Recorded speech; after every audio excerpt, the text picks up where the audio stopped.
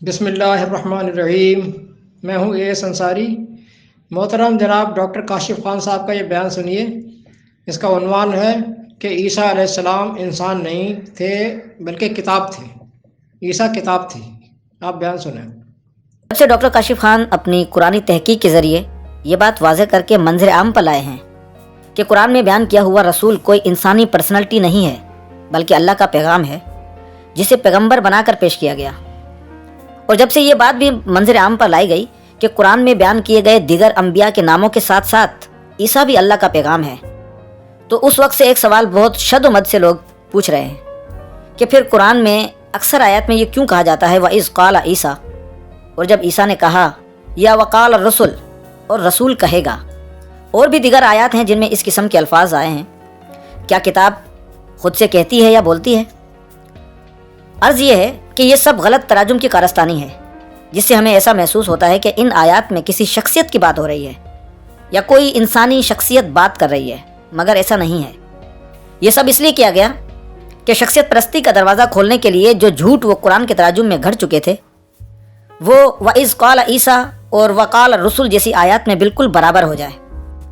اصل میں قرآن دشمن بہت شاطر دماغ تھے، انہوں نے قرآن کے تراجم کو تو بگاڑا ہی، مگر ساتھ ساتھ تصریف آیات کے ذریعے قرآن سمجھنے کا ڈھنڈورا بھی پیٹتے رہے تاکہ جو جھوٹ وہ قرآن کے تراجم میں گھڑ چکے تھے وہ برابر ہو جائے۔ آج 1200 سال گزرنے کے بعد بھی ہم اسی ڈگر پر چل رہے ہیں جس ڈگر پر وہ ہمیں چلا کر گئے۔ اس بات کا اندازہ ہمیں قرآنی آیات کے لفظ بلفظ درست تراجم پیش کرنے کے بعد ہوا کہ لوگوں کے زیادہ تر سوالات اسی بات پر تھے کہ جی ہمیں اس آیت کی تو سمجھ آ گئی ہے اور اس آیت کا ترجمہ بھی دل و دماغ ایکسیپٹ کر رہا ہے، مگر یہ جو فلاں فلاں آیت میں یہی لفظ موجود ہے پھر اس کا کیا مطلب ہوگا؟ جب ان سے پوچھا جاتا ہے کہ جس آیت کا ترجمہ اور تحقیق آپ نے پڑھی ہے اس آیت پر عربی ادب یا گرامیٹیکل تشکیل کے مطابق کوئی اعتراض ہے، تو جواب آتا ہے نہیں جی، یہ آیت تو واضح ہو گئی اور سمجھ بھی آ گئی، مگر یہی الفاظ فلاں فلاں آیت میں بھی تو ہیں، ان کا کیا ترجمہ ہوگا؟ معزز قارئین اور سامعین کو یہ بات سمجھنی ہوگی کہ قرآنی آیات کا ترجمہ اس کے سیاق و سباق، اس کے کانٹینٹس، اس کے کالموں کے اندر رہ کر کیا جاتا ہے۔ یہ نہیں ہوگا کہ کسی آیت کا ایک لفظ پکڑا اور پورے قرآن میں گھما دیا، جو کہ ایک غلط طریقہ ہے، کیونکہ دنیا کی کوئی کتاب بھی نہ ہم اس طرح پڑھتے ہیں نہ سمجھتے ہیں، مگر یہ ظلم صرف قرآن کے ساتھ ہے۔ انہی غلط تراجم کی وجہ سے ایک محترم بھائی نے سورہ صف کی آیت 6 جس میں یہ الفاظ آئے ہیں وَإِذْ قَالَ عیسیٰ کے بارے میں سوال کیا ہے۔ محترم بھائی کا سوال اور اس کا جواب ڈاکٹر کاشف خان کی زبانی سنیے۔ السلام علیکم جی میرے محترم، خیریت سے آپ ٹھیک ٹھاک ہیں؟ میں نے کہا یہ جو شروع میں ہی آتا ہے نا وَإِذْ قَالَ، تو وَإِذْ قَالَ سے جو ہے یہ بات سمجھ میں آ جاتی ہے کہ جب اس نے کہا، تو جب اس نے کہا آگے پھر کس نے کہا؟ عیسیٰ ابن مریم بنی اسرائیل سے کہہ رہے ہیں، تو یہ اصل میں خطاب تو بنی اسرائیل کے بارے میں ہی بتایا جا رہا ہے کہ یہ عیسیٰ نے کہا، عیسیٰ کے بارے میں انفارمیشن دی جا رہی۔ تو اب کہنے والا تو کوئی ظاہر سی بات ہے کوئی بشر ہی ہوگا سر، کوئی انسان ہی ہوگا، بشارت دے رہا ہے، جو شعور دے رہا ہے، کوئی آگاہی کر رہا ہے، تو ایسے کوئی کتاب تو جو ہے وہ خود سے بولتی نہیں ہے نا۔ جی السلام علیکم جی، بہت اچھی آپ نے بات کہی ہے۔ بہت سے لوگ جو ہیں یہ سوال کرتے ہیں، عام یہی سوال ہے، لیکن ہم لوگ یہ سوچتے نہیں ہیں کیونکہ ہمارے ذہن میں وہی بیٹھا ہے کہ مریم کا بیٹا عیسیٰ، اس لیے ہم کچھ الگ سے نہیں سوچتے۔ آپ نے کہا کہ بھئی یہ تو شخص ہی کہہ سکتا ہے کالا، جو کس نے کہا، یہی کہا نا آپ نے، وہ شخص نے کہا۔ جب ہم کہتے ہیں کہ قرآن یہ کہتا ہے تو کہتے ہیں نا قرآن نے یہ کہا، قرآن نے یہ بتایا، ارے بھائی قرآن یہ کہتا ہے کہ یہ مانو، وہ کیا ہے؟ تو قرآن شخص ہے کیا؟ نہیں نا، کتابیں کہتی ہیں، بیانات کہتے ہیں، نہیں تو آپ کہنا ہے چھوڑ دیں کہ قرآن یہ کہتا ہے۔ یہ تو روز مرہ کی زبان میں ہم کہتے ہیں نا قرآن یہ کہتا ہے، وہ کیوں کہتا ہے؟ وہ انسان ہے؟ نہیں، وہ ہمارے ذہن میں یہ ہے۔ اور ویسے بھی کالا کا مطلب جو ہے وہ ایکسپریس کرنا ہے، کسی شے کا اظہار کرنا، کسی شے کو، کسی بات کو ایکسپریس کرنا، بیان دینا۔ تو وَإِذْ قَالَ عِيسَى ابْنُ مَرْيَمَ، وَإِذْ قَالَ عِيسَى ابْنُ مَرْيَمَ، کو وہ جو مریم کا بنایا ہوا عیسیٰ ہے اس نے بیان دیا، یہ ہے اس کا مطلب۔ تھوڑی سی سمجھنے کی ضرورت ہے، باقی کچھ نہیں ہے، بہت آسان بات ہے۔ اس نے بیان دیا، اس نے اظہار کیا اس بات کا، تو کتاب بیان کرتی ہے۔ کتاب میں کیا ہے؟ بیانات کے سوا تو کچھ بھی نہیں ہوتا کتاب میں، تو یہ بیان کیا اس نے۔ ڈاکٹر کاشف خان کے اس بیان پر تبصرہ دینا بھی میں علم کی توہین سمجھتا ہوں۔ یہ 2 ٹکے کے ڈاکٹرز لانچ کر دیے گئے ہیں مارکیٹ میں قرآن کو مشکوک بنانے کے لیے، اس لیے کہ اب سیون کا یہ مشن ہے کہ نیو ورلڈ آرڈرز کی تکمیل میں اگر مزاحمت کر سکتا ہے تو صرف یہ قرآن ہے، اسی کا پتہ صاف ہونا چاہیے۔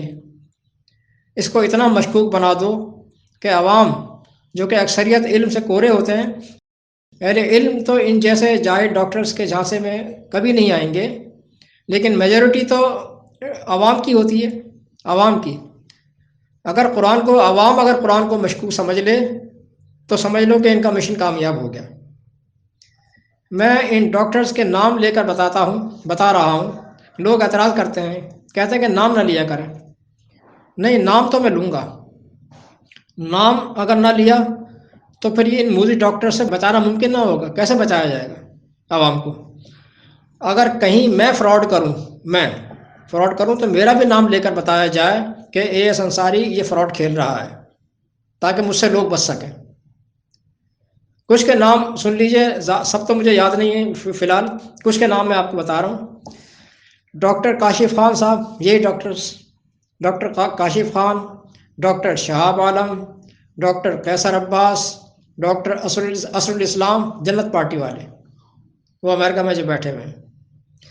ڈاکٹر قمر الزماں، یہ لیٹ ہو گئے، یہ رحلت فرما گئے۔ قمر الزماں، الموسس، اہل عقل والے، یہ بھی ایک چینل ہے یوٹیوب کا، اور بہت سے۔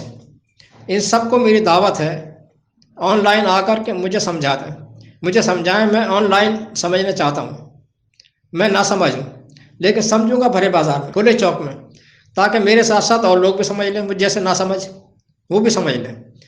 میں چیلنج کے لفظ استعمال نہیں کر رہا ہوں، لوگ اس سے چڑھتے ہیں، اس لفظ سے چڑھتے ہیں کہ انصاری خود کو پتہ نہیں کیا سمجھتا ہے کہ چیلنج کرتا رہتا ہے۔ نہیں جناب، میں خود کو کچھ بھی نہیں سمجھتا ہوں، میں خود کو طفل مکتب ہی سمجھ رہا ہوں، بس آن لائن آ کر مجھے سمجھا دیں۔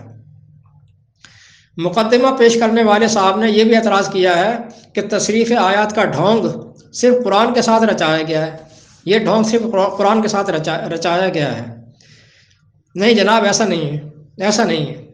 عدالت میں پراسیکیوشن کی طرف سے قانون کی ایک شق پیش کی جاتی ہے کہ فلاں آرٹیکل کی روح سے یہ بات اس طرح سے ہے، تو ڈیفینس کی طرف سے اس کی وضاحت کسی اور شخص سے کی جاتی ہے، وہ کسی اور شخص سے کرتا ہے کہ اس کی وضاحت فلاں آرٹیکل اس طرح کرتا ہے، دونوں آرٹیکلز ملا کر یہ بات اس طرح بنتی ہے، یہ کہلاتے ہیں آرگومنٹس، اور اسی کو عربی میں تصریف کہتے ہیں۔ تصریف جو لاجک کا ایک حصہ ہے، لاجک کا قانون کا ایک حصہ ہے۔ کسی بیان میں کہیں عدم ذکر بھی ہوتا ہے، عدم ذکر یہ بھی قانون کا ایک حصہ ہے۔ کسی بیان میں کہیں عدم ذکر ہوتا ہے، دوسرا بیان اسے مکمل کر دیتا ہے، دوسرا بیان اس میں شامل کیا جاتا ہے تو پھر وہ مکمل ہو جاتا ہے۔ یہ بھی لاجک کا ایک حصہ ہے، یہ بھی قانون کا ایک حصہ ہے۔ اب میں آتا ہوں اصل کی طرف۔ اس ویڈیو میں پہلے ایک صاحب نے ڈاکٹر کاشف خان کی مدح سرائی فرمائی، ثنا خوانی کی، پھر ایک صاحب نے پہلے سے طے شدہ کہ یہ سوال کرنا ہے، سوال رکھا۔ وہ سب کچھ دہرانے کی ضرورت نہیں، میرے پاس فرصت بھی نہیں ہے، آپ اس کو اچھی طرح سن لیجئے۔ میں صرف یہاں یہ بتاؤں گا کہ عیسیٰ ابن مریم کوئی کتاب تھے یا جیتے جاگتے انسان تھے، پرسن تھے۔